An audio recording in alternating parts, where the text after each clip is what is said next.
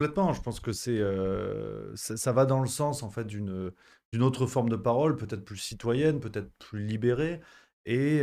que ce soit sur le fond comme sur la forme, effectivement, on peut s'inspirer de ce que font les Américains, et on l'a vu d'ailleurs dans la récente campagne qui a amené Donald Trump à revenir à la Maison-Blanche. Les médias alternatifs ont eu un poids comme jamais.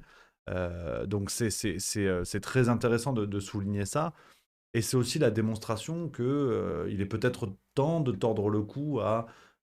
une forme de lieu commun, voire de mensonge qui a été imposé, où on a expliqué aux citoyens que seule une parole experte, une parole de journaliste, une parole de spécialiste des questions était valable. Non pas à dire que cette parole-là est complètement désuète et qu'il ne faut plus la prendre au sérieux,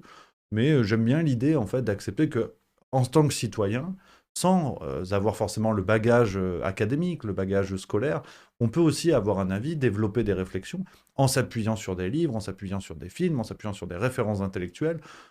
que tous les avis peuvent être entendables. Après, ils n'ont pas une même valeur académique, une même valeur informationnelle, mais si l'information citoyenne, c'est une information humble, avec des gens qui acceptent leurs limites, qui acceptent de ne pas être du métier, comme on dit, et qui, de fait, n'en ont pas les liens de dépendance, parce que c'est aussi ça, une parole journaliste, malheureusement, c'est que la plupart du temps, c'est une parole qui est rémunérée, donc par soit le service public, donc l'argent des Français, des Suisses, l'argent public, soit par des investisseurs privés, dont on sait que l'objectif premier n'est pas un objectif de rentabilité.